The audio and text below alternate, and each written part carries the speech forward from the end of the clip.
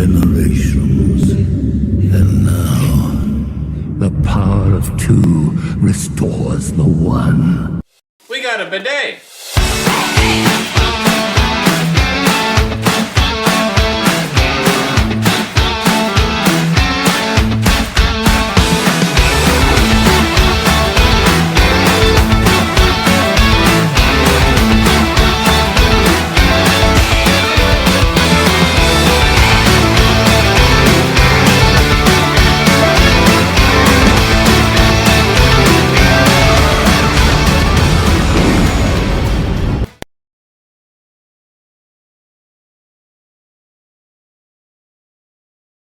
Hey everybody, and welcome back for the latest episode of the Acolyte. Arguably one of the most probably talked about episodes amongst the Star Wars shows that have been coming out as of recently. Some would say the most talked about since Rian Johnson's The Last Jedi.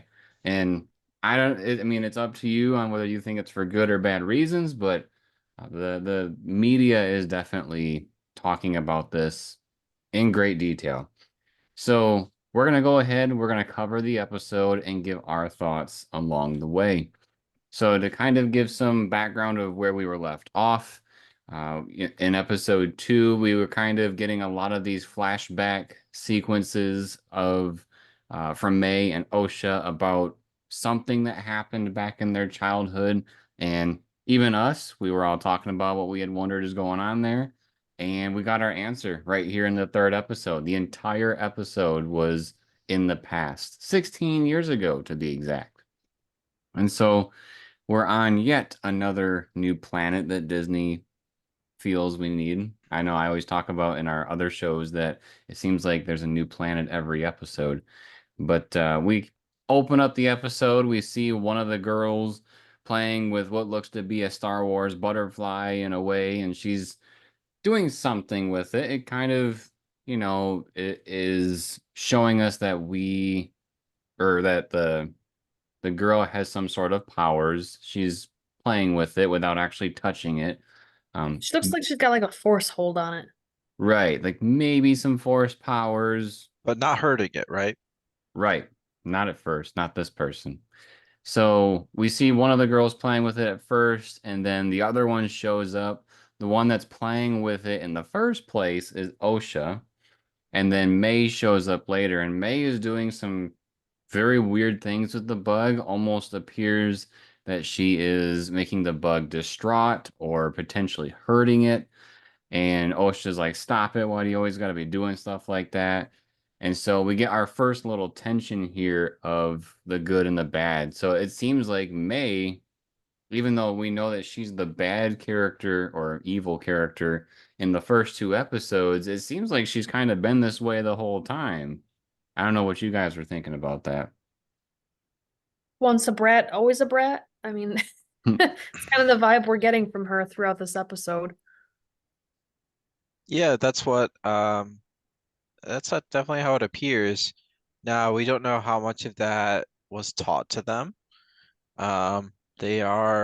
We do see they were kind of brought up in a witch cult of witches. There's no other way to say it. So, Well, and their moms kind of have personalities similar to Osha and May, with one being more caring and open, and the other one being a lot more stern, and you have to obey the rules. yeah, definitely. You could definitely tell May definitely has a more of an affinity for the mother Anastasia, and then Osha definitely has an affinity towards the other mom. Right. And so the big thing that's going on in this episode is that Osha and May are supposed to be part of this ascension ceremony. Basically, them coming into their own, becoming part of the witch coven. And so Osha doesn't want to do this ascension. And then May is basically saying to her, like, you're part of this family. You have to do what this family wants. Like you can't be different, essentially, even though Osha really wants to. This discussion gets wrapped up rather quickly because the two girls get in trouble for being outside of the fortress walls, and we see one of the mothers. Um, I remember Mother Anastasia. I didn't catch the other one's name,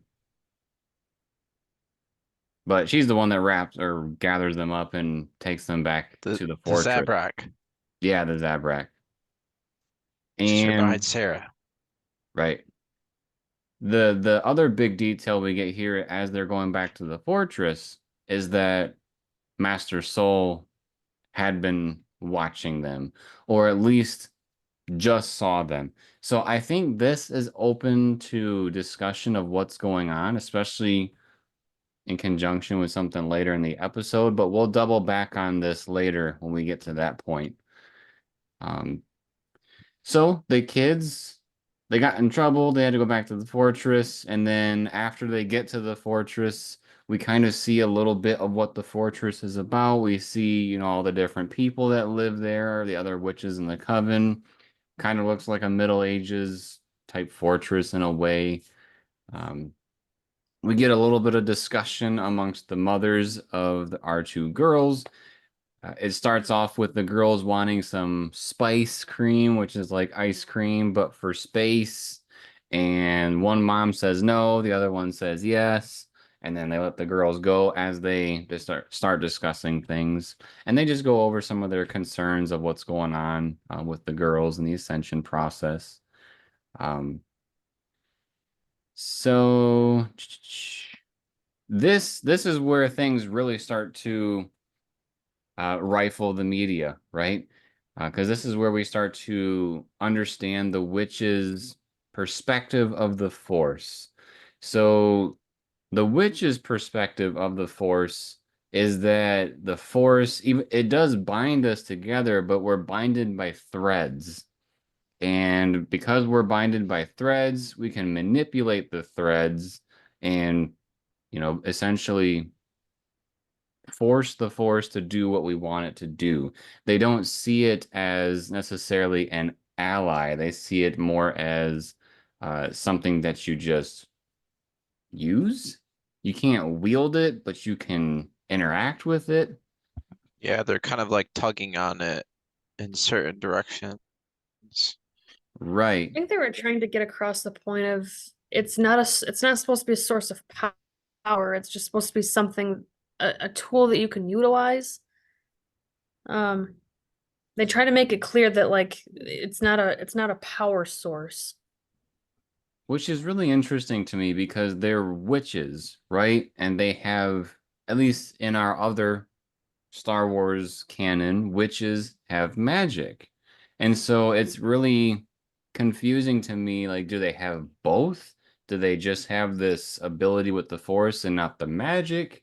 Do they not believe in magic? I didn't quite understand that meshing together. Right. That's one thing we kind of don't get this episode is an explanation of the power. We see some examples of them using their power. First, like in the scene you're talking about, where the mother's kind of showing the girls, getting them ready for the ascension. And then of course we see it later with the chanting and whatnot.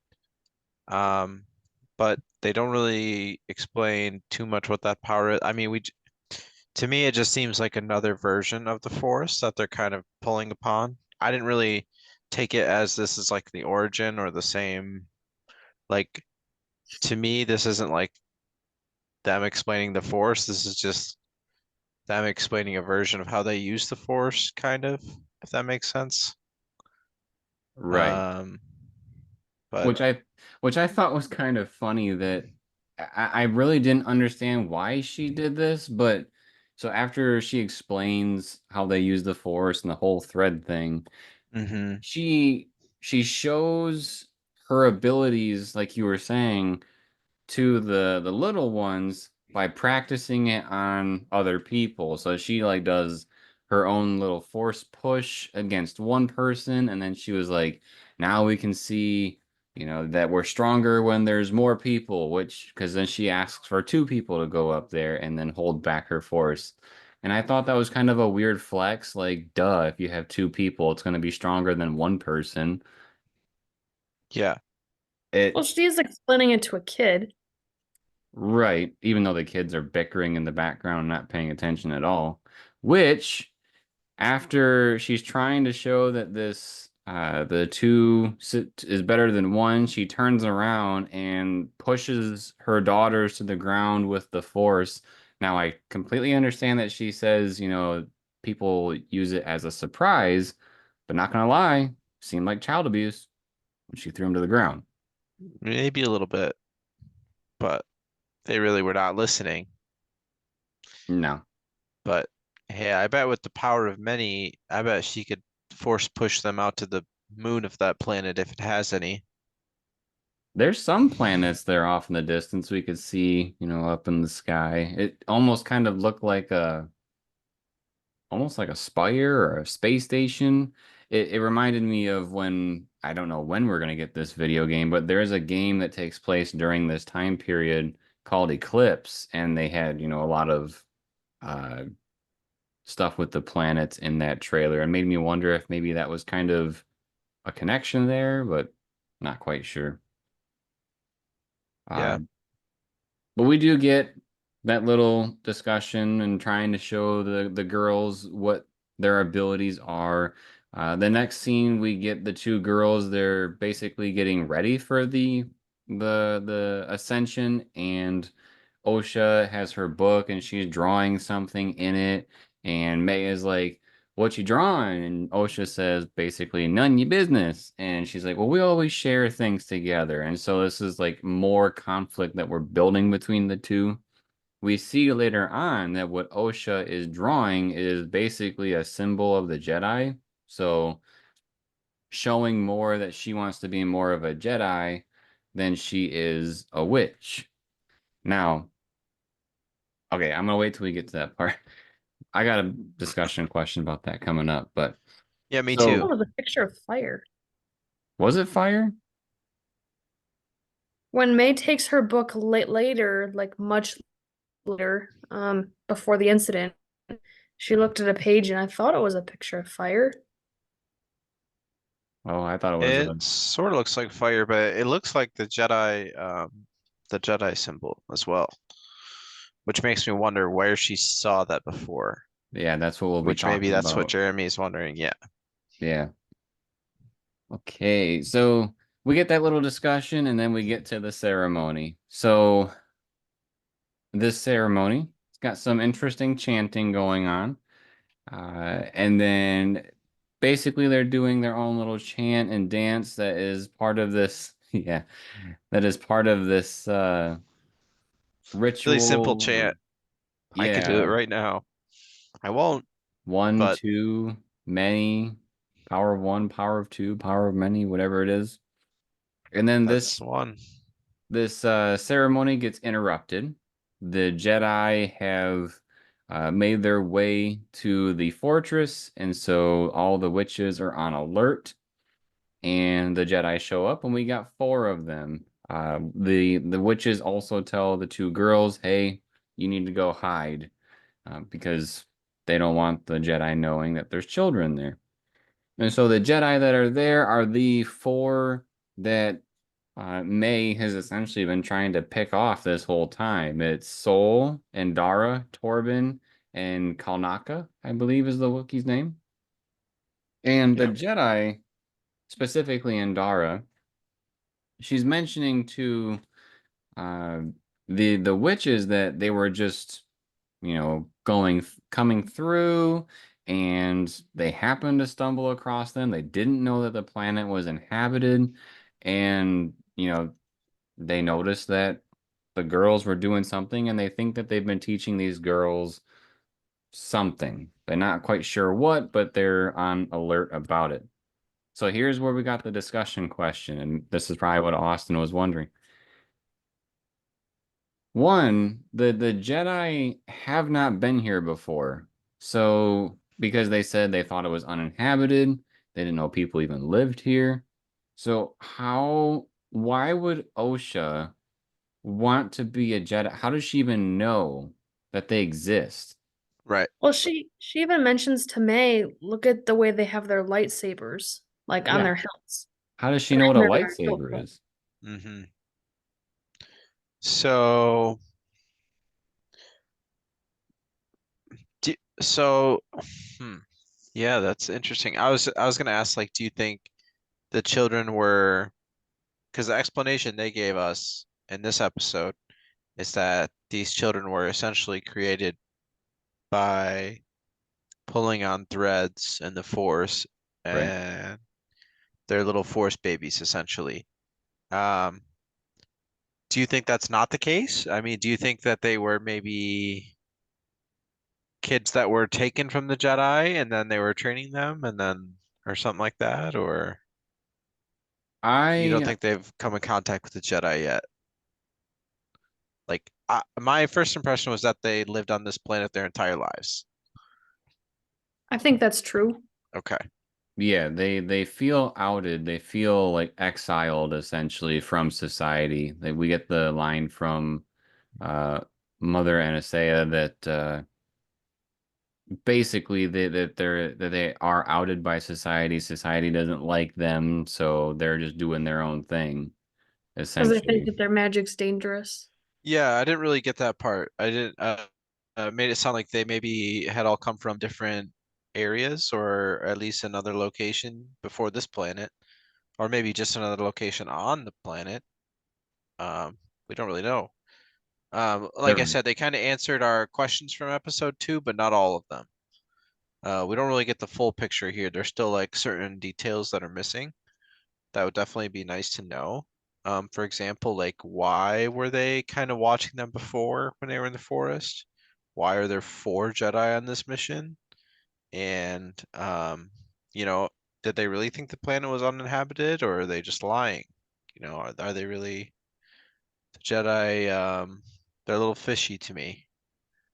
See, that's what I I was There's was some other wondering. stuff later that we can talk about that makes them very fishy, but That's what I was wondering about is in the beginning when Soul sees the two girls, my interpretation, just based on the assumption that the Jedi are supposed to be the good people, my wonder was that was that Soul's first time seeing them?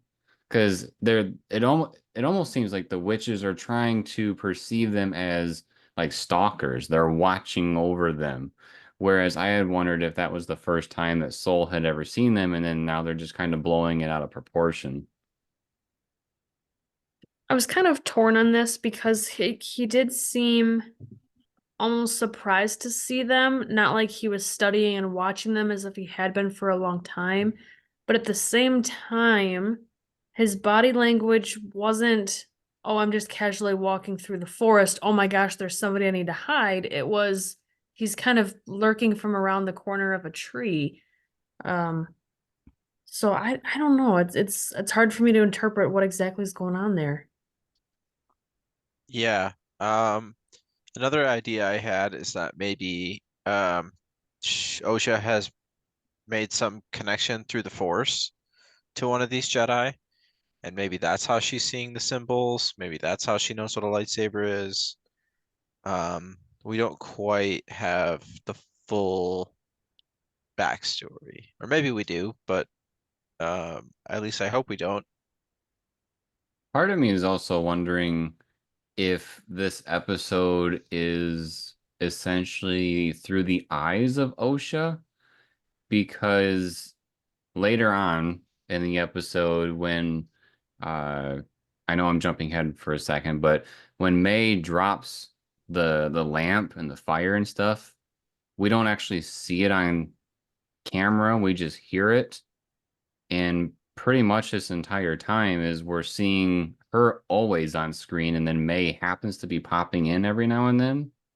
So I'm kind of wondering if we're getting a perspective of what's happening, and maybe that's why it doesn't make a lot of sense because it wouldn't to a child. Not saying that us as viewers are children, but the amount of wonder of what is going on here. I feel like maybe that's why there's so many questions, or it's a lack of writing. I don't know. But That seems plausible.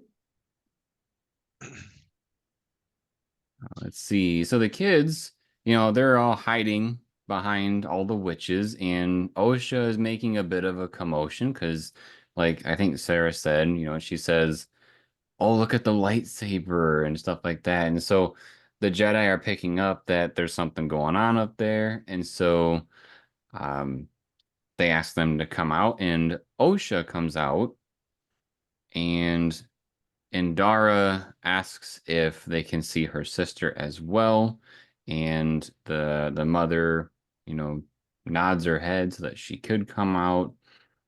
And uh, so Soul steps forward and he's talking to OSHA, and he even goes to the point where he wants to hand her his lightsaber so she can, hold it and maybe have a connection there. When he sees May, he notices that the symbol is on her, and he goes, "That wasn't here earlier." And so that's what makes the witches go crazy, like, "Oh, they're stalking us," because he happened to notice the difference um, between earlier and the present. Yeah, it just basically revealed that they had been spied on earlier. Right. Um, Mother Anastasia says something interesting because I can't remember if it was Soul or Indara. I think it was Indara. Maybe it was, I don't know. One of them asks who's the father, and this is echoing, what happened in the Phantom Menace, because Qui-Gon asks Shmi about Anakin, who is the father, and Mother Anastasia says there is no father. So how do we feel about that? Do A lot of the things going around in the media is that this is taking away from what happened with Anakin. I think to a point, it's not. I know, in the past, George Lucas has said that Star Wars is poetry, it repeats itself. So I feel like this one doesn't take from Anakin because Anakin was a different way of doing it, because here the mothers are, like they said, manipulating the force themselves to create children, whereas the force itself created Anakin. Does that make sense? It's like there's no tampering for Anakin, so that's why he's more special, whereas the mothers, they messed with the force, so it's kind of like tainted children in a way. yeah, it's like a perversion of the Force. It's like a dark side thing, essentially. Right. I don't know what your guys' thoughts was on that, whether you thought it was, um, taking away some of that specialness of Anakin, or if you thought it was different enough where it didn't. I definitely was reminded of the Anakin stuff, because it's a very similar situation, and even other stories, religious stories like Jesus Christ, maybe. Um, there's a lot of stories like that where babies just happen for other reasons that aren't normal baby reasons. But I do think it sort of was kind of making Anakin's case a little bit less special because that was supposed to be like a yeah, like a prophet chosen one type thing. Um, so this is, but uh, yeah, I'm kind of waiting to see if we find out a little bit more about this creation process or maybe the extent to their powers. Um, because, well, the other thing, I mean, we'll see this later, but um, we don't really know how May's training picked up because it seems like the Coven was all kind of done away with by the end of this episode. So that's another Right. question. I But find it yeah, interesting that it's a tribe or coven of all women, and then they are able to use the force or whatever, even though it's not a power, they're hmm somehow using it to create these twin girls. girls, not boys. Like, Hmm. was that intentional too? So they could keep the coven as just women. If it was a boy, would they still have those same powers as the rest of the coven? It's just I feel like it's something that creates more questions than answers about how this all works. And it kind of makes me think about the other covens that we've seen in Star Wars and how, you know, the are they all women too? Did they all come from this like pulling of strings of the force or whatever? How is this? Too many questions. That's what it Right. boils What's their down to. lifespan? Have they made other Force babies before this? Yeah, I get what you're saying, Sarah. Yeah, and why couldn't other people do it? Because it really begs the question, are I mean they could be, but are these witches that much more intelligent than the Emperor? Why couldn't the Emperor do something like this? They just cracked the science of baby making, Jeremy. It's that easy. You know what it is, And Jeremy? they're force sensitive. That's the other thing. Force sensitive babies. It's the Yeah. power of money. The Kaminoans couldn't do it. The Emperor couldn't do it. The Emperor Witches. was power of one. This is power of many. Right. The Emperor, well, he's technically power of two. That's why the Sith tried to do a dyad or that's why the Sith did two for so long, is because they tried to emulate this special dyad, but it never worked. And so that's why in, Rise of Skywalker, he was so taken back that the dyad was now in front of his eyes, and then, Force sucked their life. Um, but yeah, yes, it creates a lot of questions. Let's see here. So the way that this all eventually comes to an end is that Mother Anastasia decides to do some dark magic or force, I don't know, on Torben, and his eyes go black. And basically they say, hey, if you guys don't leave, then he's gonna be messed up. And so the Jedi decide to leave, and she lets Torben go back to normal, and then they leave. And so Mother Anastasia gathers her advisors, and they're all talking about, what should we do? And so Sarah and I were discussing while watching, this episode, because we were talking about how why would, Osha know about Jedi? Why would she want to be like them? We were kind of thinking, well, there's two things. The one we already talked about of they've never been here, so it makes absolutely no sense. But then we also kind of wonder, like, maybe Jedi have showed up here and then they mysteriously were killed by the witches at some point. But then when we got to this scene, uh Mother Anastasia's significant other, again, don't remember the Zebrak's name. Coral.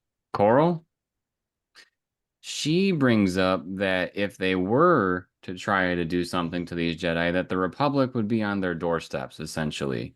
And so I feel like that's not possible that Jedi would have shown up before, because if they had killed them, then there you go. The Republic would have been showing up on their planet. So that kind of negates that too. But just an interesting thought that we had. So they're discussing whether or not to let Osha and May be tested by the Jedi, and basically it seemed the elder of the group said basically whether we let them go or not, they're gonna leave us someday anyways. And so let the 9-year-olds make their adult decisions essentially. And so they decide to let the two of them be tested, but Mother Anastasia decides to have a discussion with the girls, and she says, whatever your gut tells you, tell them the opposite. Essentially telling them to lie so that the Jedi believe that they're not as strong as they believe they are, so that they'll just leave them there. And Osha is not feeling that. May really wants her to, what's the word for it? Um, Basically just do it anyways. I was looking for a better word, but they want May wants her to lie so that they can Just go stay. along with it. Yeah. Yeah. And so the coven takes the girls out there. They go to be tested, and May goes first. Osha stays behind, and she walks up to our Wookiee Jedi. I didn't really understand the reasoning. Maybe she's just trying to, meet the group in a way, see that they're not as bad as people make them out to be. But eventually, when it's Osha's turn, is when we get to see what's actually going on inside the ship. And so we see that they take her blood sample so they can measure the midichlorian count. I'm just gonna say this part of the episode was probably my favorite part of the whole episode. I don't know if you guys felt like that too, When but she like meets the Wookiee and then gets tested. the test Oh, okay. and how that goes for Osha. Oh yeah, because Soul's able to kind of trick her. Well, sorry, Jeremy, I'm gonna take the reins here for a moment, I Oh, guess. you're good. But she's trying to describe the images she sees on screen, and she's lying on purpose, right? So they see, I think it was like a loth cat or something, and she said it was a spaceship. An obvious lie for us as the viewer, because we can see that's not correct. But Soul tells her it's right, or that it's correct. So they move on to the next one, and he tells her that one's correct too, even though we know that it's not. And she goes, "Well, wait, that wasn't a mount." And she catches herself and just, I don't know. It was probably the most realistic acting for the kid, in my opinion. Um, her act and her acting was okay early on. At the very end, when there's a very sad scene for her, I thought she did a terrible job. It didn't seem realistic at all. We'll get there in a minute, but in this part, when she's taking the test and she's trying to lie and she catches herself, like, because the kid wouldn't be able to process, I know I'm lying. They've got to know that I'm not seeing whatever that is. Like, I know that's not the right picture, but they're telling me I'm right. And just, I don't know. It's the way to watch the kid's mind process what's going on and how she reacts. I thought it was probably the most entertaining thing for me for this episode. Yeah, it was interesting seeing her try to fail and then like instantly kind of be onto it. But I mean, I'm sure with the way May tested it, kind of they were kind of wondering if something was going on. It makes me wonder if they kind of looked at the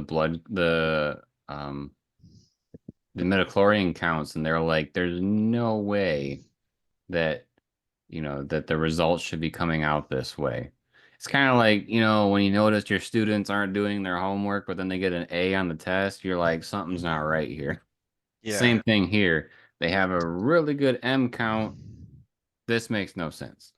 unusually high ability affinity to the Force. Yeah, Right. I but thought they're that was, also older than most Jedi children that are taken, so that's kind of another weird thing. which is a great thing to bring up too. I actually forgot to write down that question. What do we think here as far as the age? So, I mean, the witches really, they believe that 9-year-olds or 8, 9, 10, whatever they are, that's the age that it's okay to make life decisions, which is interesting.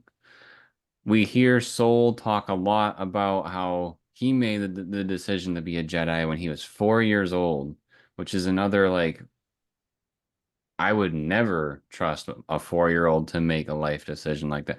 Although, if I was 4 years old and I saw like my favorite baseball player playing, I'd be like, I want to be a baseball player. And then I could see that kind of a thing happening.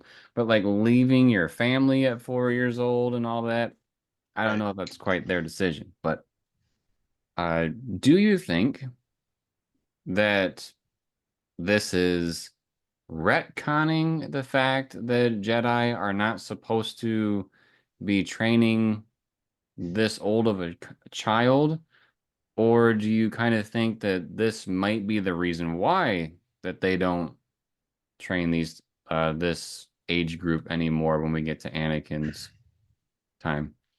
That's a good question. I kind of figured that this was another outlier to the policy. Like this is a thing that basically, I was kind of viewing this as a reason, these girls as a reason why they're kind of very skeptical with Anakin. Um, maybe these girls just being like a lesser case, essentially. I mean, I guess we don't know how the story ends. Maybe it's a grandiose, bigger than Anakin event, but probably not. Um, but oh shoot, where was I going with that? How did you start that question, Jeremy? I had said, essentially, do you think that this is them kind of retconning the idea that they don't approve of the 9-year-olds or the older children? Or do you think this might be a reason why that they don't like them later on? I think it could be a reason why later on, but I don't think it is like the reason. Like this is the reason why they changed the rules. I think that is the rule right now. Like Soul said he was taken when he was 4 years old. I think that's like pretty common. Like in that like toddler age for them to be taken. I think it's because they're not safe, right? I think that's like the idea. If Um, that's the case, then when he says at the end of the episode to Osha, I'm gonna train you as my Padawan if you'd like that. Why do you think nobody else in the room objected?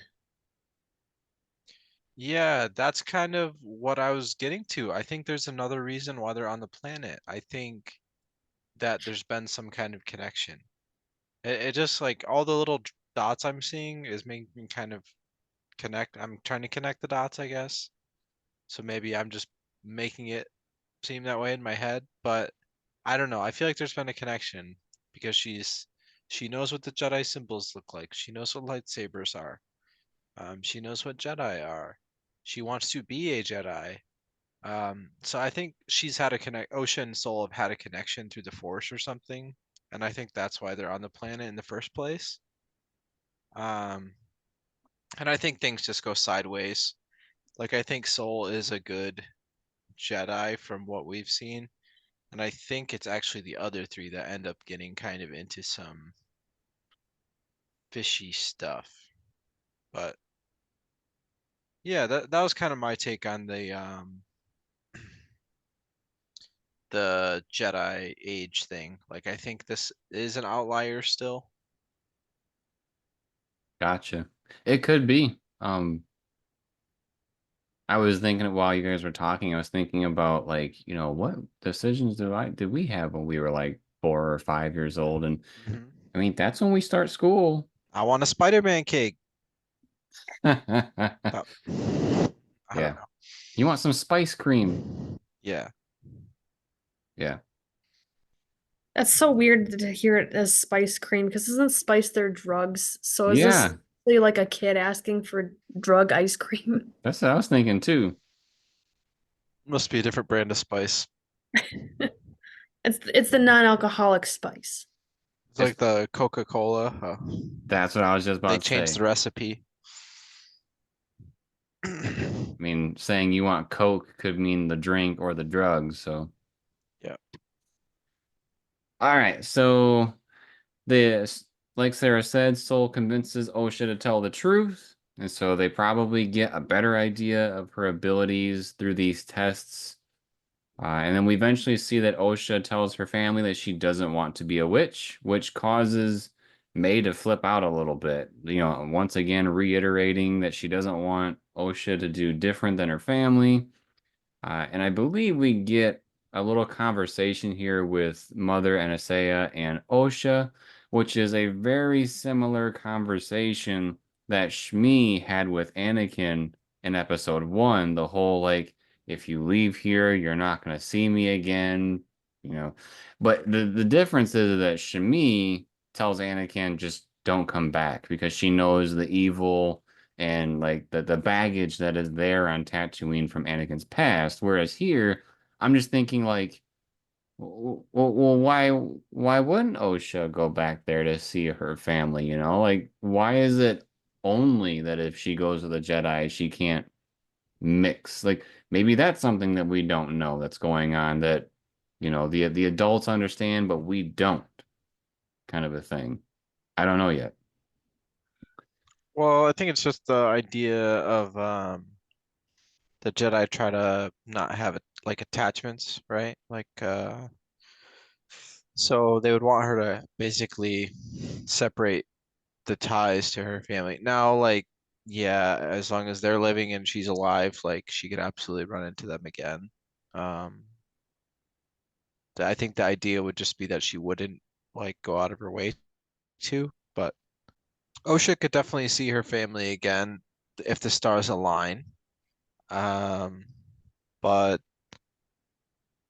yeah, I think that that was more of an attempt from her mother to try one last thing to convince Osha not to pursue this path. Right.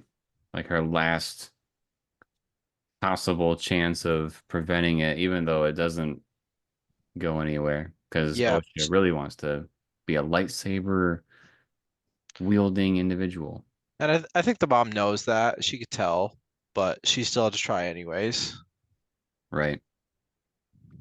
So the rest of the episode is where this really gets rolling. So Osha is basically getting ready to, leave with the Jedi, and May doesn't want her to leave. And so it's basically like the what are you gonna do about it? And May's like, I'm gonna kill you. And we're like, what the? Okay.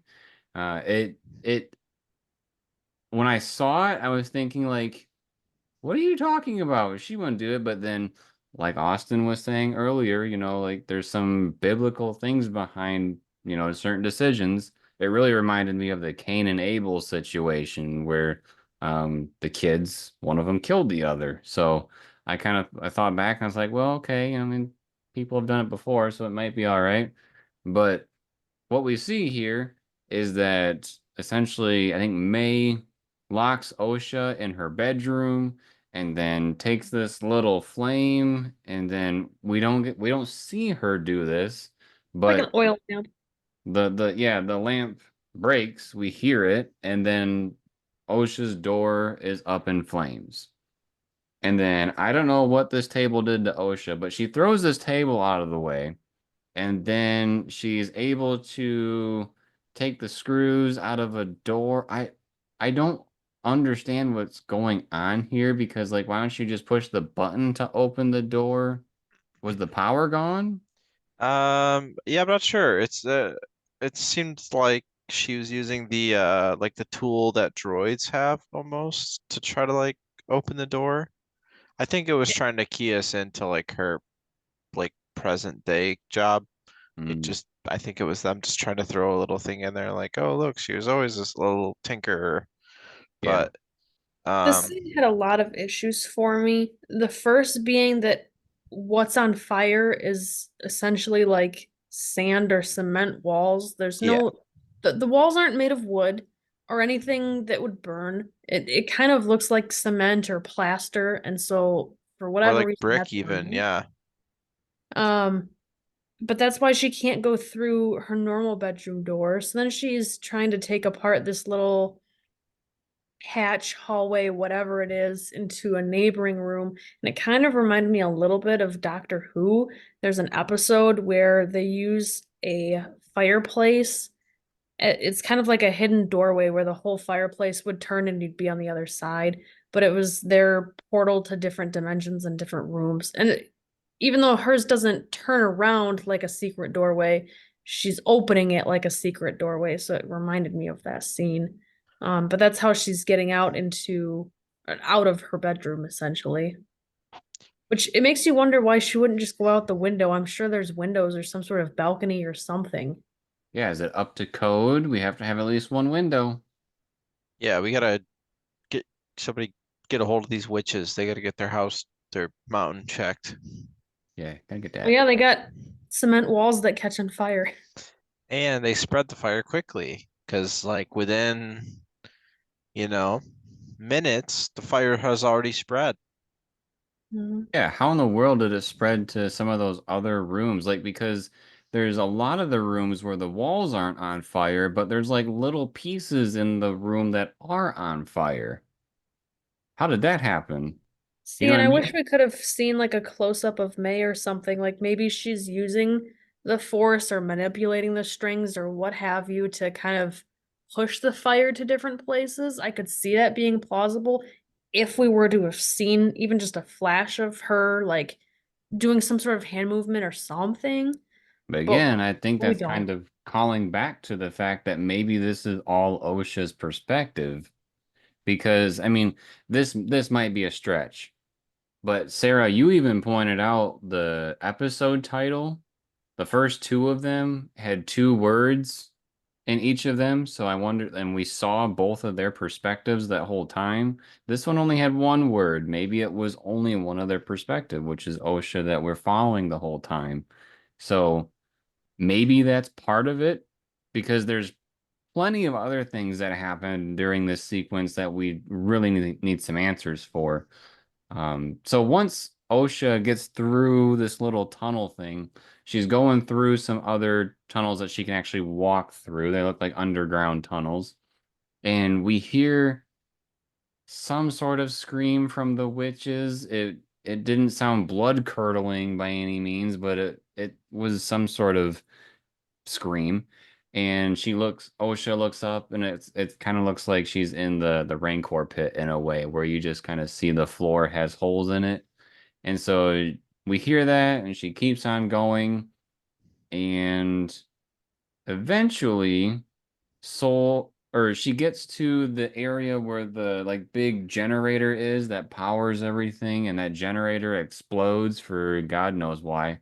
And then it creates like this separation in a bridge, and then we have OSHA on one side and May on the other. Before that bridge, though, she finds out what the scream is from, and essentially every witch around, minus her um main mom. I'm really bad with names, I'm sorry. But anyway, everybody but her is there and they're all dead. All of them. With All in no like rhyme or one big reason. pile. They don't particularly look burned either from the No. fire. They don't look burned. They don't look like they've been stabbed. Like if it was the Jedi that killed them.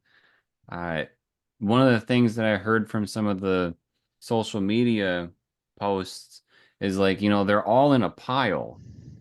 So whatever happened, they must have just like died instantly and fell over on top of each other. Otherwise, why is some of the like if that wasn't true, let's say they were spread out or they tried to get away, are we assuming that whoever killed them like started piling the bodies up? That doesn't make any sense. I mean, it's that or they all were converging on a single location or, like a target. Like, I don't know. It seems like at the end of the day, the mother is still considering whether she is going to let the girl let Oshi go with the Jedi. Seems like she really doesn't want to. So I'm guessing, it goes south and um yeah, things just probably went out of hand really fast and I think those Jedi might have done some slicing. I feel like that's Maybe, really. Oh, go ahead. maybe because this is OSHA's perspective, we're made to think that May did all of this. Because that's what Soul says later is that May destroyed everything. And Hmm. maybe it actually was the other Jedi, and that's why uh May is hunting them down because they killed all her family. Yeah, I'm hoping we get like a couple more little pieces to this backstory. I hope that they plug in a little couple other details. That'd be nice to know. But more likely than that, I think, is whoever May is working for now. I wonder if they actually killed all the family and made May think it was the Jedi because it doesn't really seem like a Jedi thing to do to just kill this whole witch coven for Right. utterly any I reason. Yeah, I could see them doing it if the witches attacked them. Like she had already done the like I don't know, torment thing to Torben. So maybe he was on edge or something and he was like the young Padawan. I don't know. There's like reasons the Jedi could have done it, but yeah, that's an interesting theory because we still don't know who May is following with the red lightsaber. So where does that person come into play? I got a couple of things that I want to interject here. Yeah, yeah.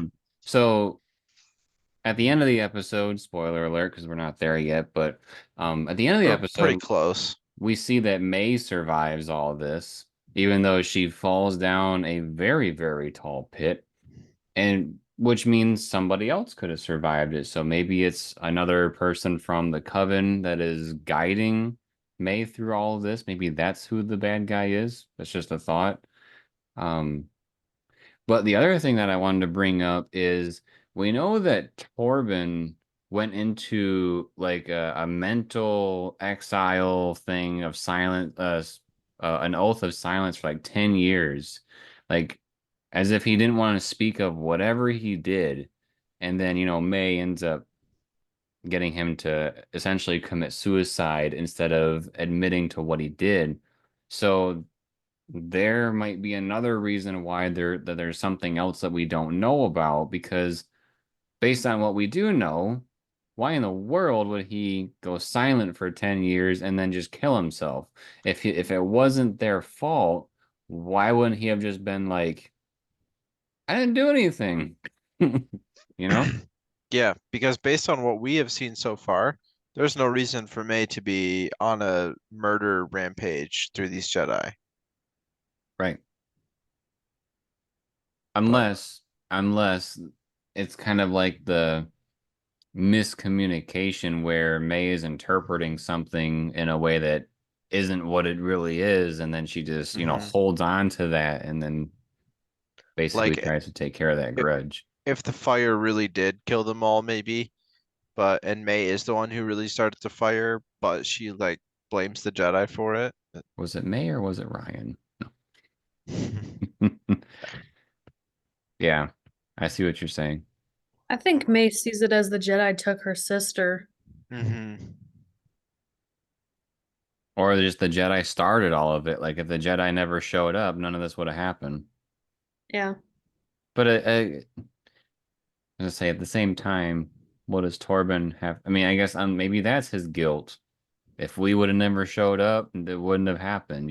All your people would still be alive. Maybe that's what he didn't want to admit.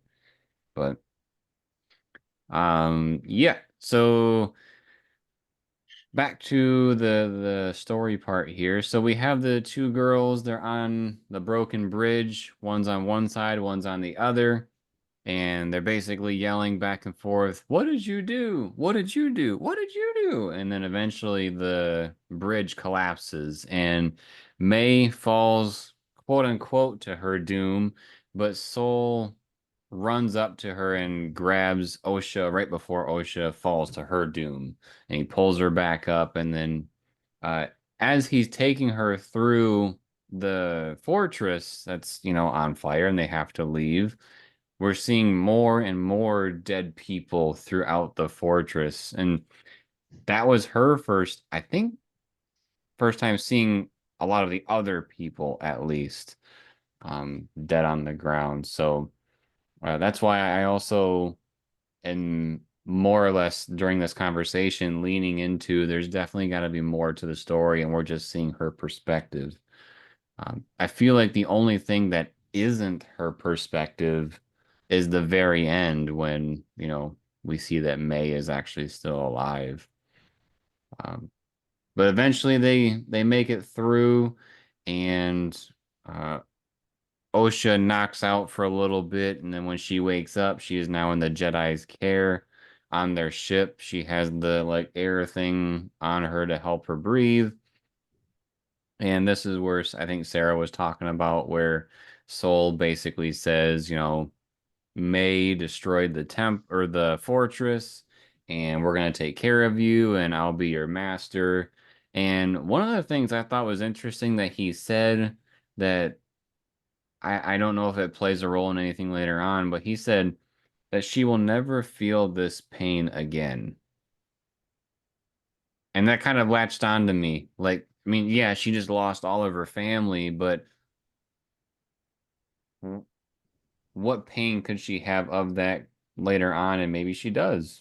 Maybe it ends up Yeah, that's playing some sort of weird role.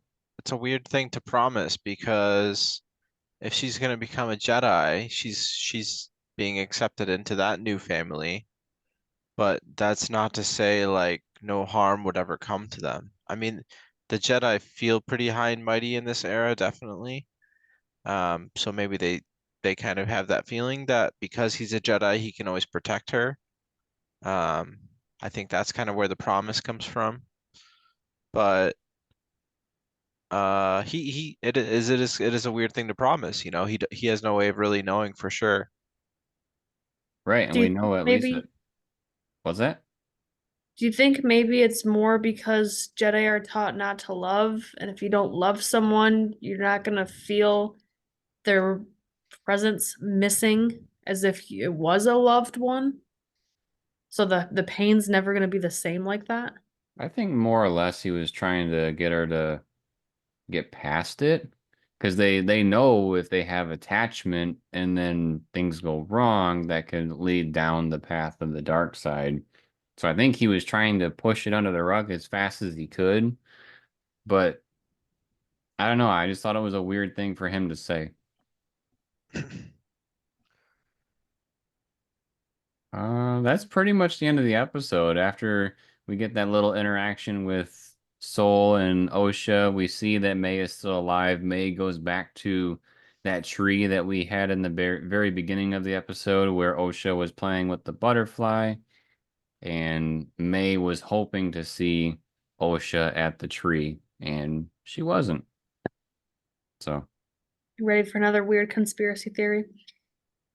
The as long as kids you that are got the board and all the strings. the kids that are taken while they're really young probably don't remember their family other than like a very, very faint memory. Whereas these girls are old enough that they do.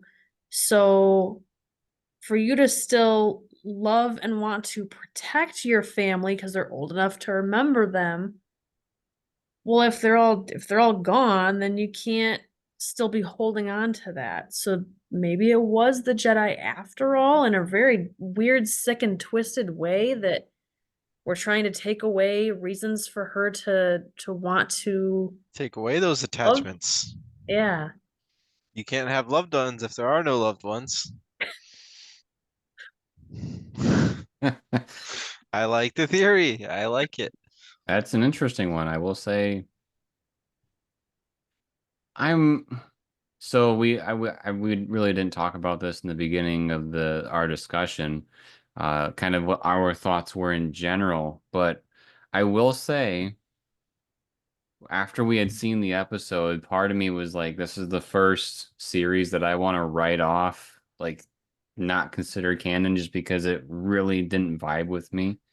Um, but I think the more that we talk about it, the more I'm like, you know what? I think we have to see the rest of the show first before we do that because I think I think we got a lot of good thoughts of this isn't the whole story kind of a thing, and maybe there's something really big beyond what we've seen.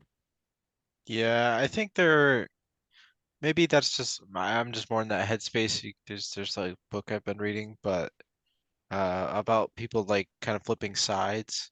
Like I like that idea that we don't really know all that there is about these Jedi yet. Um, it's like you said, we could either get more of May's perspective from this backstory, we could get more of Soul's perspective, or the other three Jedi. There's definitely more they can give us, and I really hope that they do. I heard episode 5 is going to be really cool, uh, according to the creator of the show. So, I think she loves all her episodes. yeah, but early episode 5. I've heard some good things about episode 4 as well, so hopefully, because they're Cool. the people that got like review copies or Mm, review access to the show. They got the first 4, sure. so maybe it'll turn everything around. Who knows? Because that's the same people that had said before this episode came out that this was going to be incredibly divisive amongst the fan base. Hmm. Well, and just like storytelling wise, the last thing we see is like Bay is alive, and sees the coven is basically destroyed. So I think the natural next step to show would be to show like where does May go from there, Mhm. which hopefully involves the mystery Sith man or woman. We don't know. Could be from the coven. I like that idea too. Yeah, could be. I still think it's a bit of a mystery who it is. I know people have their theories left and right, but if this show is going to be as good as they say it's going to be, maybe there'll be a crazy twist. I've seen even people thinking that it's Soul. I'm like, what? We see him whip out a lightsaber when they go to fight something later on with the red lightsaber. Why would it be him? Yeah, that's a definitely tinfoil hat one for sure. But Right. Was there anything else you guys thought about the episode? Any like discussions, questions you had along the way? um, only thing I'll say is I am enjoying like uh the feat. I don't know how to describe this, but like the show. Say what you want about what they're doing to the lore of the Force. I don't want to have that discussion again. But the show does feel like Star Wars to me, at least in the environments and in the technology, and so at least it has that skeleton. Um, the environment, yeah, like just the scenes when they're in the ships, that stuff they still are doing well, so that gives me some. That's always nice to see, you know. They're not just phoning it in with the sets and the. I don't know. I guess I noticed it more with OSHA, I guess, in the ships. But Gotcha. I did remember one of the questions that it's more of a what do you think of this thing going on? So I don't know how familiar you are with it, Austin. Have you read or played the Knights of the Old Republic stuff? nope. So that's even further back in the timeline. So like this one is 100 years before the rise of the Empire. I think Knights of the Old Republic is like 1,000 or thousands of years, whatever it is before then. And so what makes me wonder, because back then the the ways of the Jedi were very similar to what happens in the Skywalker saga. But here in this show, clearly they don't use their lightsabers nearly as much. They do their, you know, what I would say like martial arts approach to fighting. It makes me wonder if we'll get any sort of explanation why they would stop using the lightsaber the way that we know that they do to go to this fighting style where the lightsaber is only supposedly used for killing, and then we go back to the old ways of doing it when we get to the Skywalker saga. Yeah, that's something we didn't get a lot of this episode because it was all this whole episode was just all backstory. So we still don't have a lot of answers about the Jedi of this era. So hopefully that's something we get next episode as well with some more Jedi. Yeah, I hope so too. Anything for you, Sarah? This was a very boring episode to watch for me. I feel What? like I've had more fun with our tinfoil theories than watching the actual episode itself. I would agree. But What, you don't like the good twin, evil twin trope that gets used over and over again in storytelling? just the acting was so subpar. And I know Yeah. some people are gonna say it's because they're kids, but once Kenobi came out with the young Leia and how amazing she did, I feel like you can't use that excuse anymore because there Yeah. are good actresses out there. And I don't know, there were Yep. parts of this episode that were good. There were parts of it that were ridiculous, like the sand walls being on fire and Yeah, just lots of things with no explanation. But we'll see. I don't know. We'll see. I'm actually with you right on that, Sarah. Like I think from the like May, I'll kill you, like from that point on, like she just did not feel like a real character after that. Yeah. Like that there was no acting there. There was no like I didn't like the dialogue, how she got to like how the switch was flipped and she just went psycho killer mode. What I thought Well, was interesting with this backstory and how they were filming it and stuff, when we're in present day with May, it's the same actress playing both. I was surprised they didn't do that with the kids too, because they, in my opinion, they clearly looked very different. I could pick apart exactly who was who when doing that. So I thought it was weird that they didn't basically do like the Parent Trap thing with Lindsay Lohan, where she's playing both of the people at the same time. Yeah. I think these two are sisters, but I think they definitely don't have the same acting strengths, which is fine. They just both, I mean, and they're supposed to be acting differently. One is clearly the characters have different motivations, but yeah, character. Sarah, you want to say something about the last part? oh, I was just gonna say at the very end when Osha's talking about how we have to go back to save my mom that I saw was dead and whatnot, and even just from a line writing perspective, she says like, "Oh, we have to," and he says we can't. She says we must. That line was so cringy to me because it just sounded so forced. I don't see a kid using that kind of language Mm-hmm. unless it's like Leia, where she was grown up as like really prim and proper and using that type of language on the regular. These kids, I don't think had that same environment, and it didn't sound like it matched the character at all. And that is not on the actress, that is on the writers. So it Mm-hmm. feels like a hot mess all around. Yeah, that's like something I could hear like kids who were raised at the Jedi Temple, like they would talk like that, you know, like Yep. Obi-Wan. He would say something like that. Yeah, that's something I didn't pick up on either.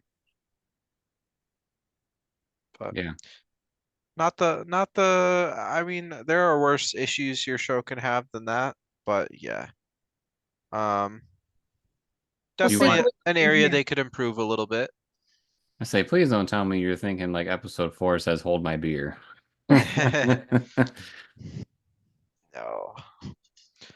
I'm still okay on the show. I'm not ready to write it off yet, but I do think they're getting a little comfortable with their dropping lines of dialogue, you know, what they're saying about certain subjects. Yeah. It's an interesting way of doing things for sure. I think, like I said, I think our conversation made me feel a little bit better about it. But I think it's also what Sarah said with I feel like our theories of what is happening is what's making us feel like we're filling in the gaps that Disney should have, you know, Yeah, like we're having fun kind of like yeah, guessing about what yeah, why it rather was than like so bad though. the actual story might not be this fun when we actually get all the answers, but we're hoping it is. Yeah. So I that's gonna make or break it for me, I think. Yeah. We'll wait and see. Yeah. Either Well, way, I'll probably write it out, till the finale. Well, unless it's really, really, we'll see. we'll definitely be watching all the way to the finale, and that's when we'll kind of decide what we want to do with it. But I was telling Sarah, I think yesterday or today, I don't remember what day it was, but Hasbro was saying like buy the new figures for the show, and I'm thinking like I don't even know if I want one yet. Like I don't quite know if I like this show enough to do that yet. So the only one that I think I would really want is the bad guy at this point, but I don't know. Yeah. Coral looks kind of cool. All the horns. Yeah, I like Soul. Yeah, he's cool. I like that actor a lot. I think he's doing a really great job. same. Well, that was our discussion of the third episode of The Acolyte. We've got 5 more to go, so we look forward to covering that for you guys as well. And the way you can make sure to come back is to subscribe to the channel and turn on your notifications. That way you are notified when our discussion drops. drops a like if you like the video, and drops a comment letting us know your thoughts on the episode. Again, this is probably one of the most discussed Star Wars projects in a while, so let us know your thoughts. And then, as always, everybody, thank you for watching.